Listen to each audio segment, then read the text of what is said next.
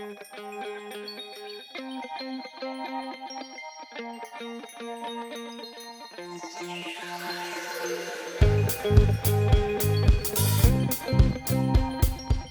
our digital twin, actually, we're building this with a specific goal in mind.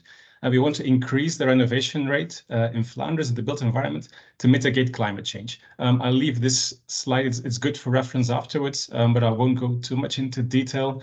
The idea of it is to actually unlock the potential of data-driven decision-making for the local governments and other stakeholders. We're doing this by creating a new digital platform where we're actually gathering different sets of data on societal, technical, and energy consumption in order to define strategies and see what their impacts will be. It's actually a suite of tools that we're developing on top of this digital twin, catering to specific stakeholders and actually giving them a tool to work with to achieve their goals. The backdrop of this is the urban energy transition, because this requires a societal optimization. With the challenge ahead, we notice that individual renovations, individual solar panels just won't make the cut. We have to actually increase the rate, have collective renovations, look at renewable energy on a societal level, reconsider our mobility, energy storage, heat production. This needs to move from individual solutions to collective solutions.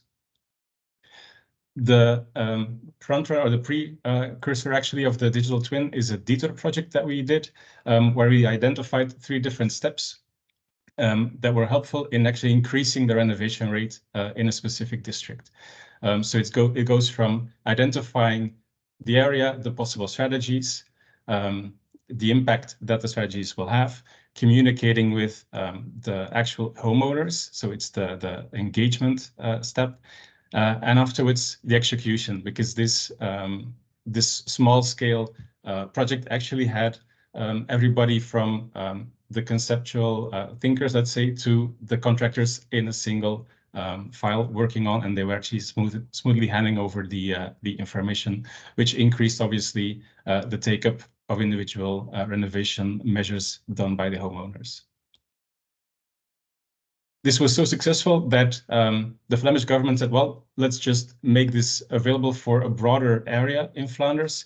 So our stakeholders there are the Flemish government as the client, let's say. We are building this for the local governments, the energy houses who are going around giving individual renovation advice to homeowners, and the broader industry, the people who are active in actually building these or making these renovations. So they are all gathered around our digital twin. You see in the middle, you see our digital twin. It's a data space where we bring together all the various data that is available on the built environment. It's quite broad. It's not just the building data, it's also societal data, socioeconomic data. It is also our added layers, let's say, of our own algorithms, improving the data that is available, but we'll go further into detail there. So you see as input, we have user behavior models, we have the building data that goes in. We also consider the upgrade measures, so the different renovation measures that can be done. We check the energy performance in a way that's fairly comparative to the EPB regulations. We have the VITO and EnergyVille tools, the UEP, Urban Energy Pathfinder, looking for strategies on an urban scale. We have the EnergyVille Building Energy Calculation Service, who is making renovation plans for individual buildings.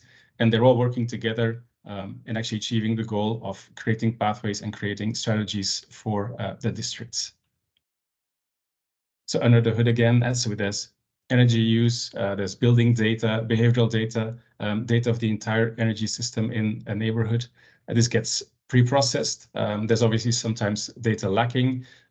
This is something that we and our algorithms actually improve. We fill in the gaps with our educated guesses, let's say, based on statistical data that we have available. We generate a full array of renovation measures, combinations, let's say, for each building, where we include the cost, the impact on the CO2 emissions afterwards, the impact on energy use, and this actually gets outputted and that helps, obviously, decision makers, be it homeowners, be it local governments, to identify interesting paths to the future. In a nutshell, how does this tool look? So in the district renovation tool, we give a page, a dashboard, let's say, where we clearly say, this is the current situation in your neighborhood. You can see on the left, there's the houses there. This is saying, for instance, who are the people who live there? What is their average income? Are the families big, small?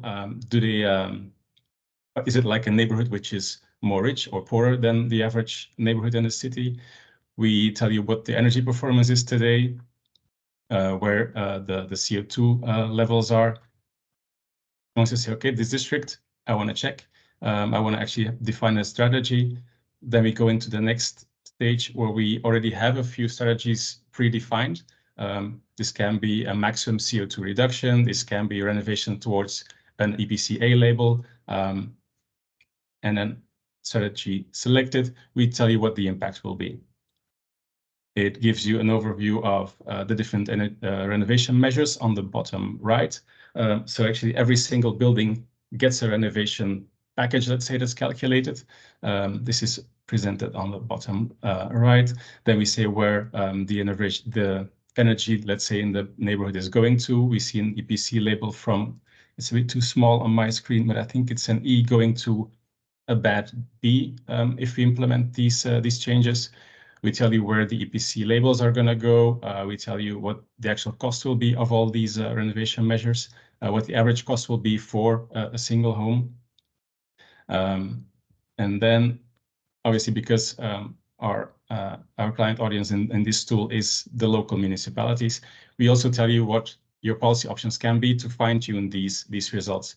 The one on the left allows you to say, okay, I want to have a maximum energy price per year because this neighborhood has energy poverty as a attention point. So we want to have like a maximum energy bill each year, and then it will select the correct renovation combinations, let's say, to adhere to this condition. We can also say this is a maximum investment that's feasible for the people. And then again, this will reselect the correct renovation package that will fit your bill. You can see what the impact can be in the center there of additional subsidies, be it on a single renovation measure or on a specific combination, which you think you need to push in this neighborhood. The one on the right actually gives you the opportunity as well to say, okay, this is a neighborhood where we have older people, so the payback time of 30 years does not make sense. I want to have a shorter payback period. And then you can actually sell your message more clearly to the audience that is listening. This is on a city level, let's say, on a district level. Once you have defined the plan, you know where the district needs to go. Obviously, you need to engage with the citizens living there, the homeowners.